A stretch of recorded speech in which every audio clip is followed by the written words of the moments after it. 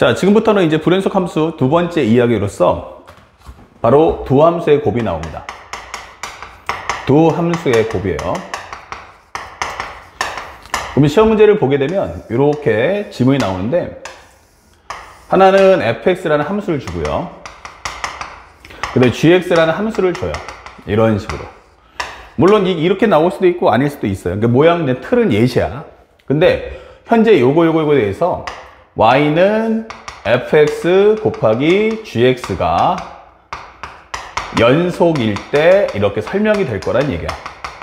그래서 뭐뭐를 구하시오, 설명이 됩니다. 이제 가장 중요한 키워드는 바로 요거, y는 fx 곱하기 gx가 연속일 때, 이렇게 되는 거죠.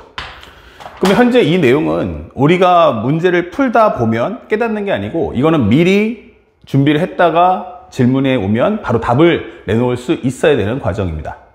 이미 앞에서 이제 이 과정에 대한 설명을 했었는데, 그게 바로 우리가 알고 있는 함수의 연속성 공부할 때, 그러니까 현재 연속과 연속이 충돌할 때는 합차, 곱, 나눗셈이 항상 연속이다라고 배웠어요. 합차, 곱, 나눗셈이 항상 연속이었다. 자, 그렇다면 우리가 지금 하고 있는 이 과정은 그렇지 않다면, 즉 연속과 연속이 아니라면, 그렇다면 하나는 연속이고 하나가 불연속일 수도 있고 둘 다 불연속일 수도 있잖아. 이렇게 설명하는 거죠.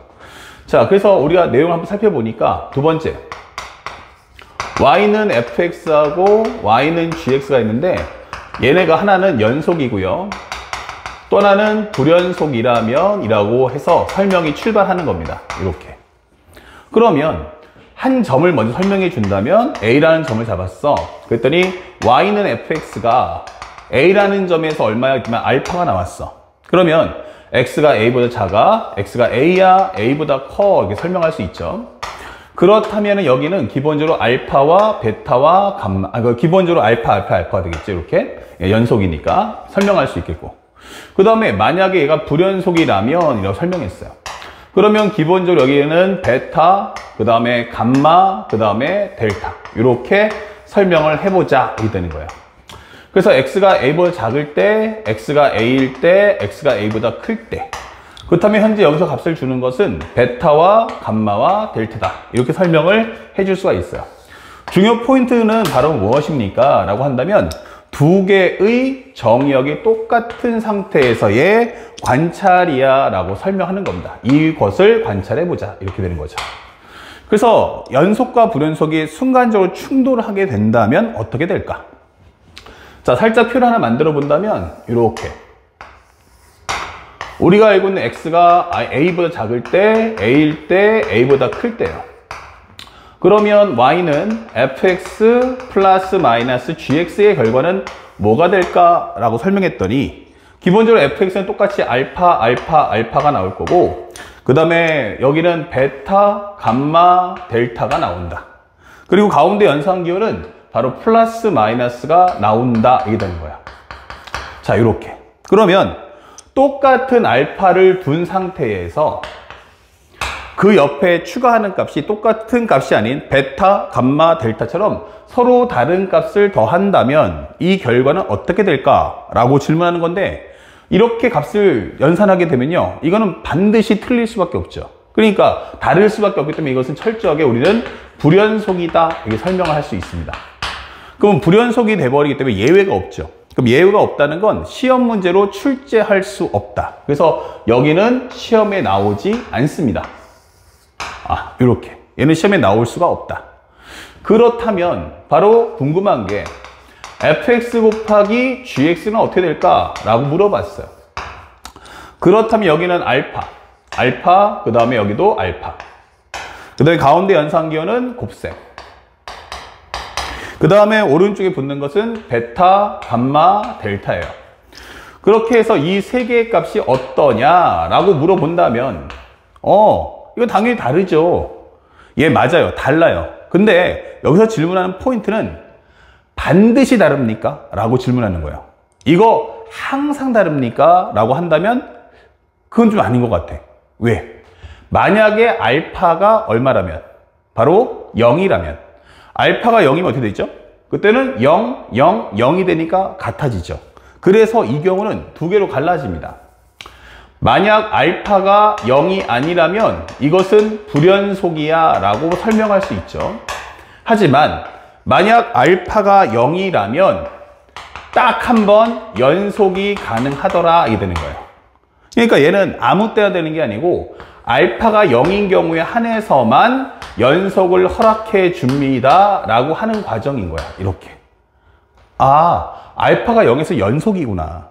아, 예. 그 경우 딱 하나밖에 없죠. 그러면 시험 문제 누가 나온다? 바로 희소가치성을 갖고 있는 얘가 바로 시험에 출제가 된다라고 하는 겁니다. 자, 그래서 우리가 알고 있는 이것의 의미가 뭐지 하면 알파가 0이야?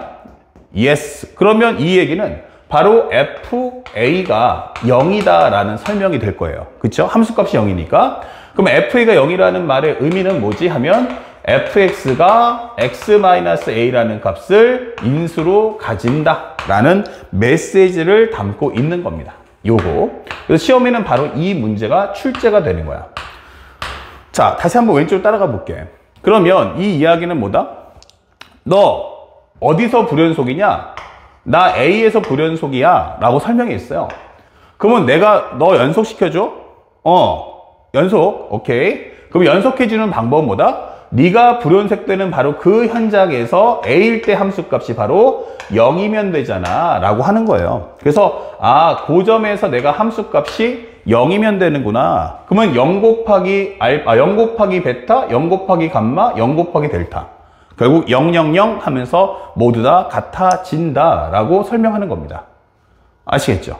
그래서 내용을 알고 나면 너무너무 쉬워요. 바로 그게 시험 문제 나오는 키워드예요. 불연속되는 점에서 연속인 함수의 값은 0이 나와야 한다는 걸 절대 잊지 맙시다.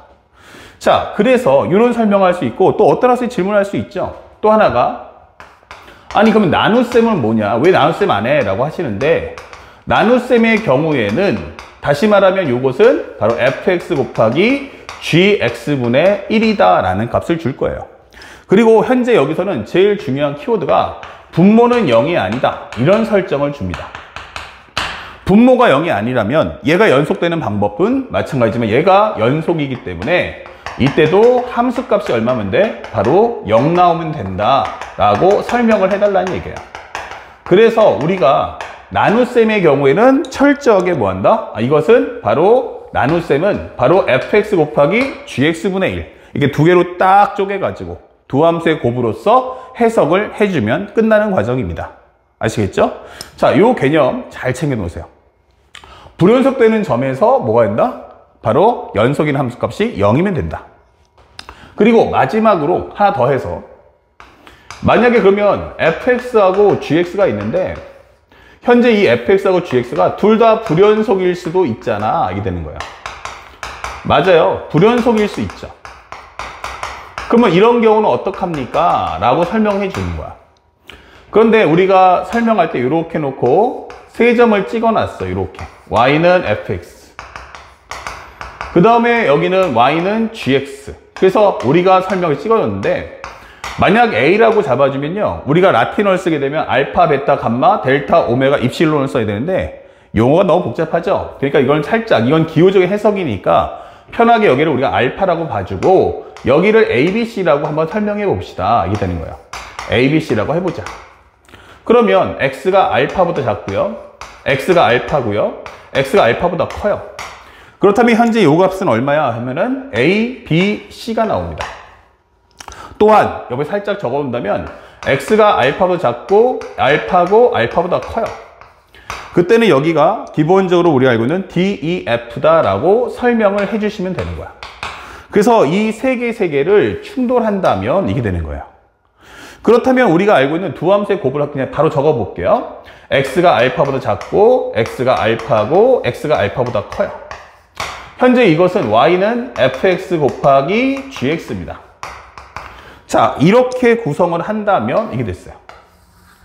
그러면 여기다가 A, B, C 그 다음에 여기는 D, E, F를 적어 놓죠. 그리고 끼리끼리 곱을 해줘요.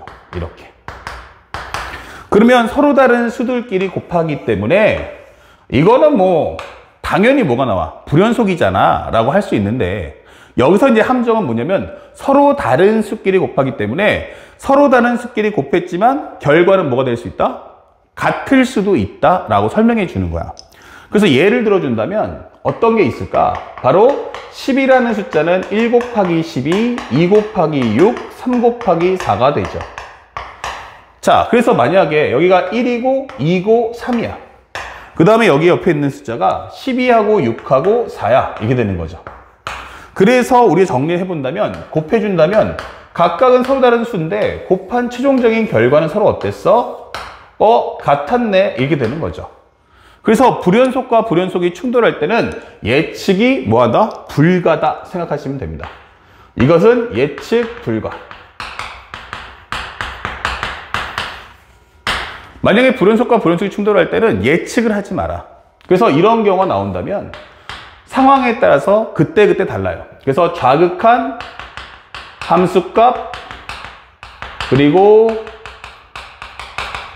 우극한을 구한 후 연산하여 비교하기 요것을 꼭 기억하세요. 그러려면 결국에는 이 문제의 가장 중요 핵심은 뭐냐면 먼저 그래프의 상황을 정확하게 인식을 해야 돼. 그래서 경우의 수가 연속과 불연속이 충돌하는지 아니면 불연속과 불연속이 충돌하는지를 눈으로 확인해 줄 수 있어야 한다.